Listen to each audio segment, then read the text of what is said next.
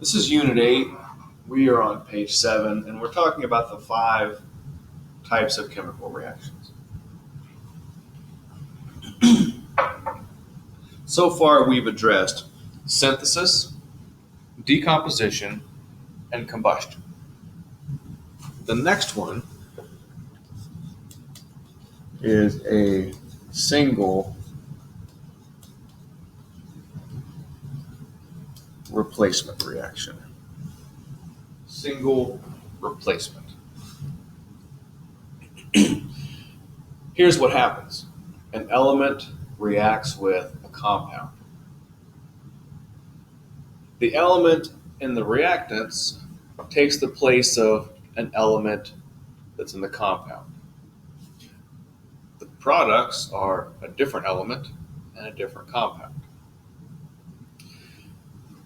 A single replacement could happen in one of two ways. It could be a metal replacing the metal in the compound, or it could be a halogen replacing another halogen in the compound.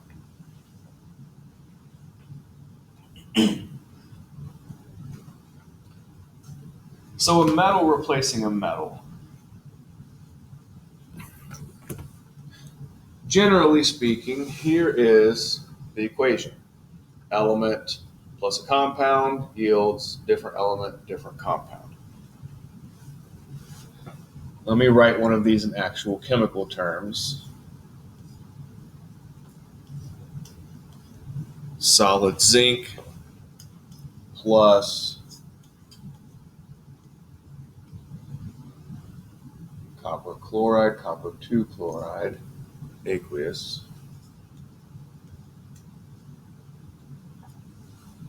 And these are the reactants.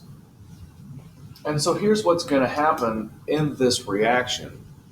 The zinc is going to come over here and make contact with this compound, and it's going to bump out this copper. The copper is going to be gone. And so we end up with a different element and a different compound. Here's the different element, copper, and here's the different compound, zinc 2 chloride.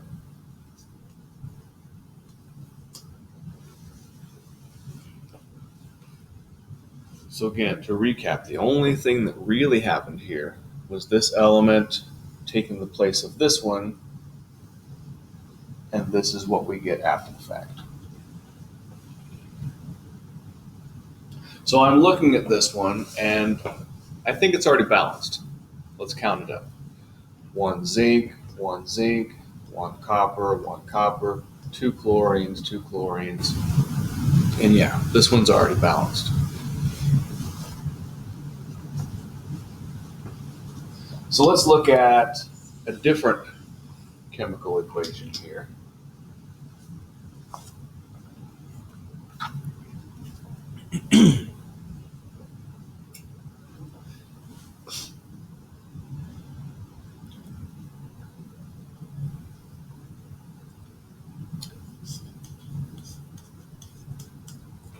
Solid zinc reacts with,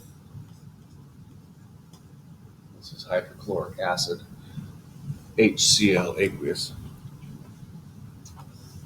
yields.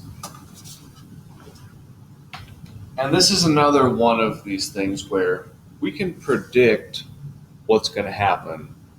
What are the products going to be? And so what happens is the metal replaces a metal, but we don't have a metal here. But if you look at your periodic table and find hydrogen, it's over there on the left side with all of these metals. And so in this situation, it's behaving like a metal. So what's going to happen is this zinc is going to come over and take the place of this hydrogen. In this example and the last one, I drew this little red arrow. The red arrow is really not required. I'm just trying to help you visualize what's going on.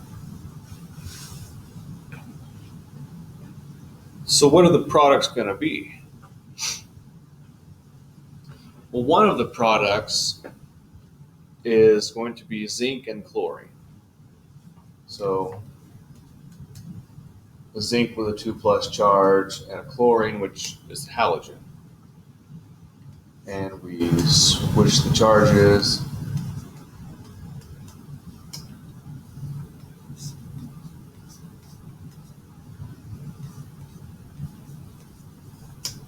So here's our first product. And our next product is going to be hydrogen. Well, what do we know about hydrogen? We know that it never exists by itself. We know that according to our mnemonic, hydrogen is always H2 when it's by itself. And it's going to be a gas. This equation is not balanced. So let's go ahead and balance it. In the reactants, we have 1 of everything. In the products, 1 zinc, 2 chlorines, 2 hydrogens. And so we need to work on the hydrogens and the chlorines. All we have to do here is add a coefficient of 2 to the HCl.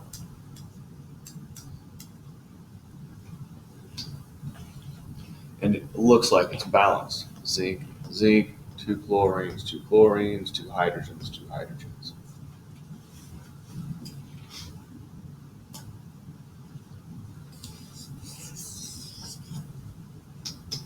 Now these reactions can occur without zinc. Could be any of the metals really, and we'll talk about that here in a minute, just down the page.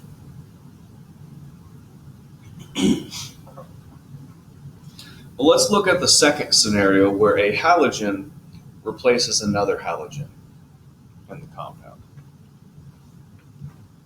And so what's going on here is we have, this is a halogen, X2, and it has the 2 because fluorine, chlorine, bromine, and iodine are all in our mnemonic. They all exist as diatomic molecules. So this X is bumping out the Y because they're halogens, they're both anions. And we're ending up with a different halogen as an element and a different compound. So in using actual elements, chlorine gas, Cl2 is diatomic, reacts with sodium bromide. And it's going to produce a different element, different compound. So the different element is going to be the bromine, because this halogen is going to replace this halogen. It is not going to replace the metal. And so this is the element that we're going to end up with, Br, bromine, and it has to be diatomic.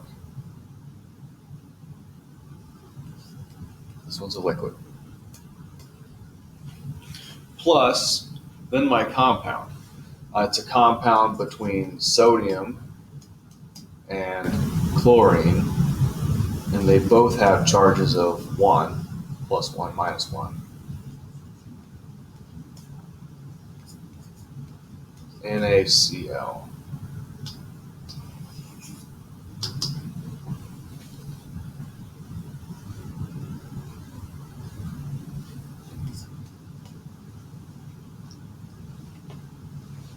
And then balance it just to be thorough. And these halogen ones are usually going to end up working kind of the same way. So we have 1 sodium, 2 chlorines, 1 chlorine, 1 bromine, 2 bromines.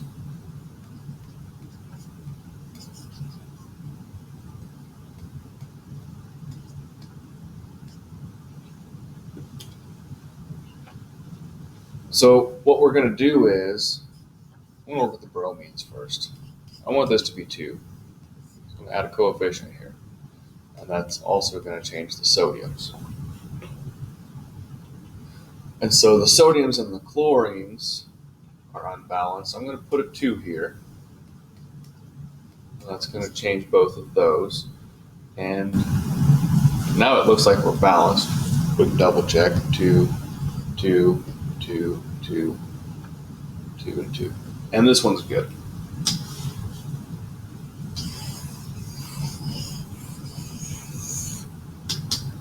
So here's a question. Does a chemical reaction occur every time an element comes in contact with a compound? No. Your hand doesn't react with the iron in your desk. It doesn't react with water when you wash your hands. Table salt doesn't react with a metal salt shaker. They are designed so that they don't react with stuff. If you want to design a salt shaker, you better be sure it's one that's not going to react with the salt inside of it. So how do we know if a reaction is going to occur or not? I could write an equation for anything imaginable, but that's on paper. It doesn't mean that it's reflecting reality. So in reality, will this react or not? Some elements are more chemically reactive than others. Probably got an idea of that by now. Based on experiments, scientists have created a list that compares how reactive an element is compared to other elements. This list is a ranking system, from most reactive to least reactive. This list is called an activity series, and you can find this in your notes on page 11. The activity series compares the relative reactivity of metals. How reactive are they compared to their peers? This is specifically for single replacement reactions.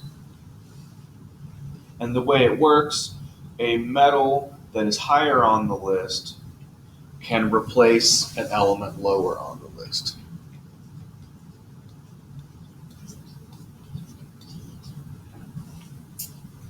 A metal that is lower on the list cannot replace something higher on the list.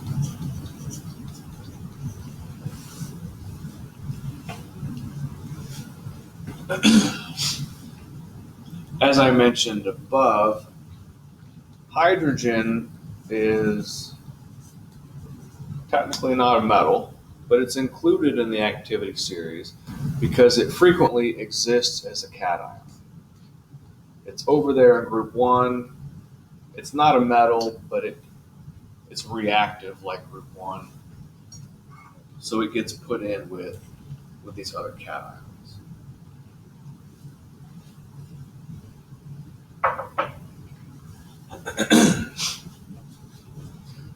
So look at page 11. The activity series is on the left, and this is an abbreviated version. You'll notice there's only maybe 20 elements, give or take. And there's probably 100 metals on the periodic table. So this is not exhaustive. These are some of your usual suspects. So we looked at a reaction earlier between zinc and copper. So we had zinc and we had copper chloride, copper 2 chloride. And we want to know, does zinc replace the copper? Zinc is higher on the list, and so yes, it can replace copper.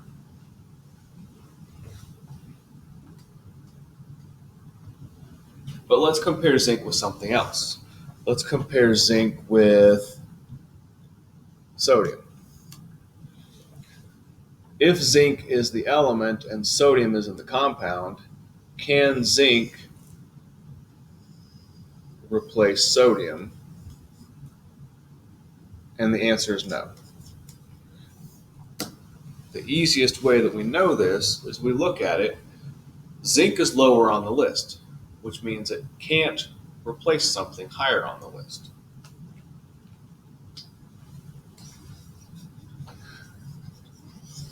In the examples and maybe in a few of your homeworks, you're going to want to look back at this, the activity series here on page 11.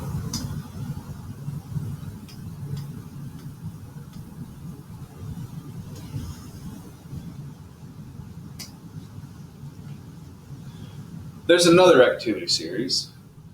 It's a separate activity series. Remember, there were two ways that a single replacement could happen. So the other one is halogens with halogens. And a halogen that's higher on the list can replace one that's lower on the list, just like with our metals. And the activity series for halogens is the same order as the periodic table, with the most reactive at the top.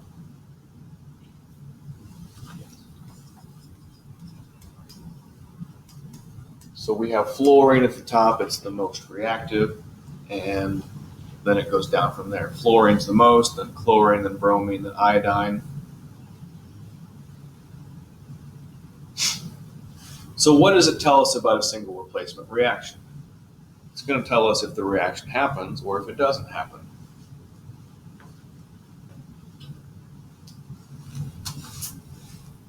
If the element's lower on the list, there's going to be no reaction that happens.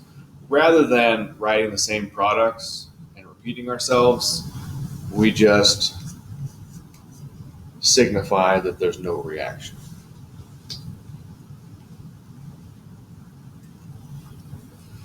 So, a couple of examples. Solid potassium and lithium chloride aqueous. So we're comparing potassium with lithium. Here's potassium, here's lithium. Can potassium replace lithium? No, potassium is too low on the list for it to be able to do that. And so we write no reaction.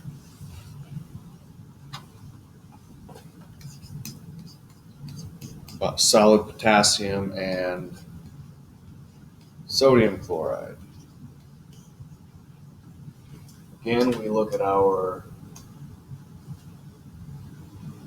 activity series.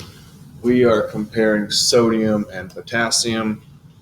Can potassium replace sodium? It's higher on the list. Yes, it can.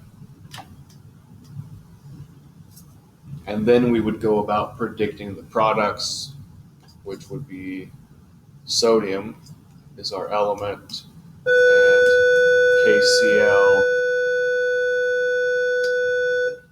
is our compound.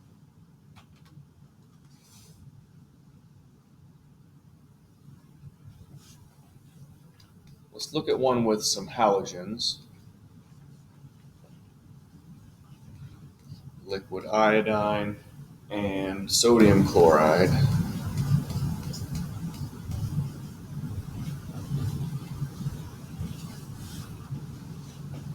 Now we're not going to page 11 because these are halogens. This is a halogen trying to replace another halogen. And so we have to look at the periodic table. And I'm looking at it now. Hopefully you have yours out. It goes fluorine, chlorine, bromine, and iodine. And we're trying to figure out, will iodine replace chlorine? And the answer is no, because iodine is lower on the list. No reaction.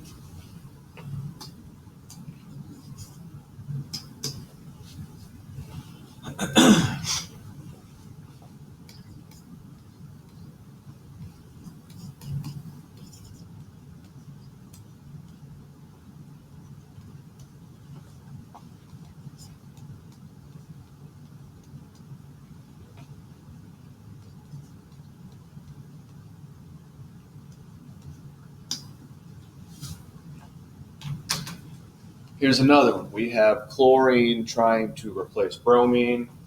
Here's chlorine, here's bromine. Chlorine's higher on the list. And so it happens. And so I write the products here. Br2, it's a diatomic. NaCl, sodium chloride. This is my ionic compound. Now I had to take the charges into account, but sodium has a +1 charge, chlorine has a -1 charge. The last thing I'm going to do here is go ahead and balance it. If you see an unbalanced equation, it's a good habit just to balance it. So 2 chlorines and 1 chlorine, double it. Now we've got 2 sodiums and 1 sodium, double it. 2 bromines and 2 bromines. Let's double check this thing. 2, 2, 2, 2, 2, and 2. And so it's balanced.